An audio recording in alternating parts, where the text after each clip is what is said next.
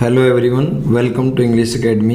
English academy की इस video के अंदर आज हम 27 और 28 सितंबर के द हिंदू न्यूज़पेपर की एडिटोरियल के अंदर जो वोकेबलरी पूछी जाती है उसको लर्न करेंगे। तो शुरू करते हैं अपनी वीडियो।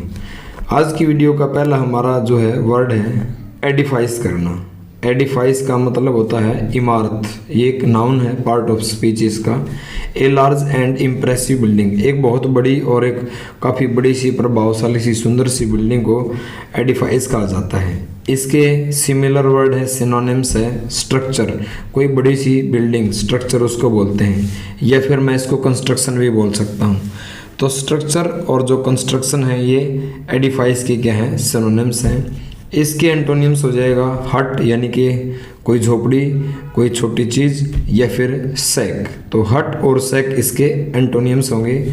एग्जाम्पल देख लेते हैं ताकि हमें ये अच्छी तरह समझ में आ जाए और लंबे समय तक हमें याद भी रहे। द यूएस कैपिटल, यूएस की जो कैपिटल है, is one of the nation की मोस्ट इम्प्रेसिव एडिफिसेस है, यानी कि सबसे ज़्यादा प्रभावशाली वो वहाँ की इमारत है। नेक्स्ट वर्ड है हमारा लैप्स। लैप्स का पार्ट ऑफ स्पीच नाउन है। लैप्स का मतलब होता है याददाश्त की चूक हो जाना। 8वीं क्लास के अंदर एनसीईआरटी की बुक में एक 4th लेसन है लैप्स ऑफ मेमोरी, याददाश्त की चूक हो जाना। तो लैप्स का मतलब क्या हुआ, ए टेम्पररी फेलियर, अस्थायी रूप से किसी चीज़ में फेलियर या मिस्टेक हो जाना, यानी कि कोई चीज़ माइंड से स्लिप हो जाना, चूक हो जाना।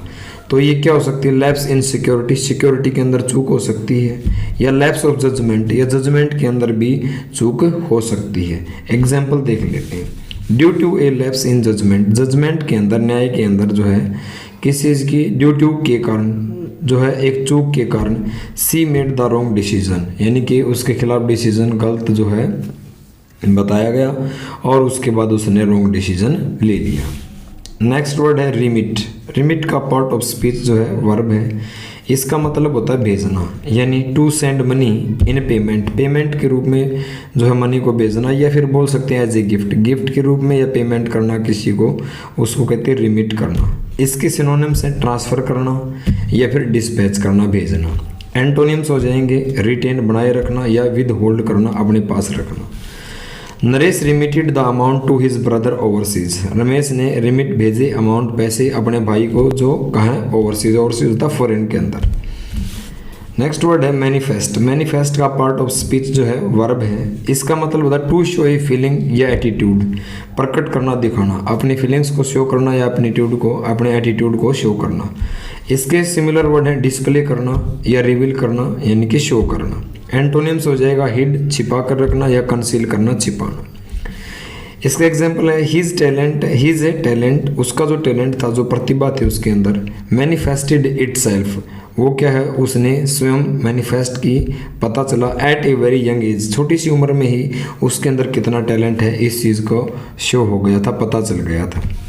नेक्स्ट वर्ड है हमारा विगोरस। विगोरस का पार्ट ऑफ स्पीच एडजेक्टिव है, ये एक विशेषण है। इसका मतलब होता है फुल ऑफ एनर्जी, जो एनर्जी से भरा हुआ है। एन एंथुजियाज्म, जिसके अंदर बहुत ज़्यादा जील, ZEL, जील, जोश है, उसको बोलेंगे विगोरस, जो काफ़ी ताकतवर है।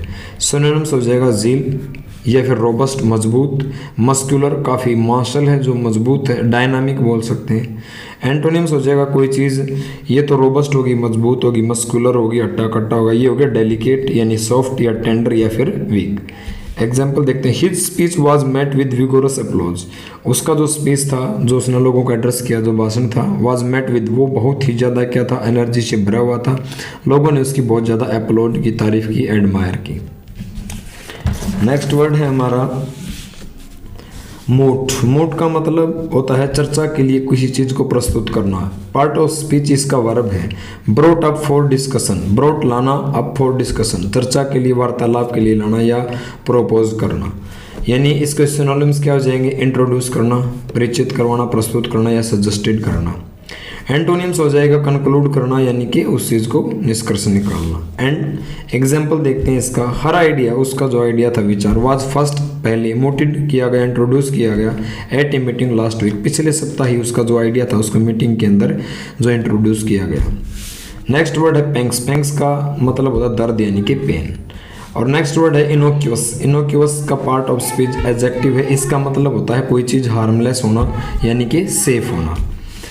और अगला हमारे वोकैब है प्रोक्सीमेट करना। प्रोक्सीमेट एक पार्ट ऑफ स्पीच एडजेक्टिव है, इसका मतलब होता है कोई चीज़ नियरेस्ट होना, बिल्कुल निकटतम होना, बिल्कुल पास होना।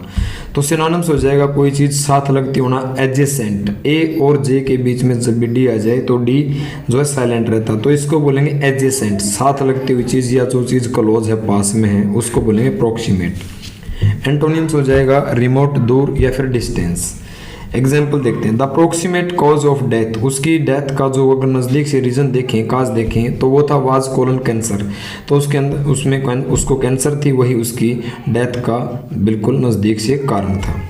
नेक्स्ट वर्ड है डिसिमिनेशन। डिस एक नेगेटिव वर्ड है, ठीक है। वैसे इसका मतलब होता है प्रसार करना, इसका पार्ट ऑफ स्पीच नाउन है। The process of spread something specially information, जब अपनी इन्फॉर्मेशन को लोगों के बीच पहुंचाते हैं, फैलाते हैं, इसी प्रोसेस को डिसिमिनेशन कहा जाता है। सिनोनिम्स हो जाएगा डिस्ट्रीब्यूट करना यानी कि अपनी जो भी इंफॉर्मेशन थी उसको लोगों को पहुँचाना या स्प्रेड करना। एंटोनिम्स हो जाएगा किसी चीज़ को कलेक्ट करना या फिर गैदर करना। नेक्स्ट वर्ड है रिट्रेट करना। रिट्रेट का मतलब किसी चीज़ को रिमीन दोबारा दोहराना। टू से समथिंग अगेन, इसका मतलब समथिंग कोई चीज़ दोबारा कहना, या यूजुअली फॉर एम्फेसाइज जोर देना किसी चीज़ पर। सिनोनिम्स हो जाएगा रिपीट करना, रिस्टेट करना। एंटोनिम्स हो जाएगा विदड्रा करना या रिट्रैक्ट करना। एग्जाम्पल देखते हैं। Let me retreat the most important points, आप मुझे परमिशन दो, ये जो महत्वपूर्ण पॉइंट्स हैं, बिंदु हैं, मैं उनको दोबारा दोहराना चाहता हूँ। नेक्स्ट वर्ड है, लास्ट वर्ड है टेनवस। टेनवस का पार्ट ऑफ स्पीच एडजेक्टिव है, इसका मतलब होता है वेरी वीक, बहुत ज़्यादा कमज़ोर होना या स्लाइट होना, दुबला पतला होना। सिनोनिम्स हो जाएगा कोई चीज़ डेलिकेट होना यानी फ्रेजाइल होना, दुबली पतली कमज़ोर होना। एंटोनिम्स हो जाएगा सॉलिड या फिर स्ट्रॉन्ग। उम्मीद करता हूँ कि कंटेंट आपको पसंद आया होगा। प्लीज़ चैनल को सब्सक्राइब जरूर करना। मिलते हैं नेक्स्ट वीडियो में। Thank you.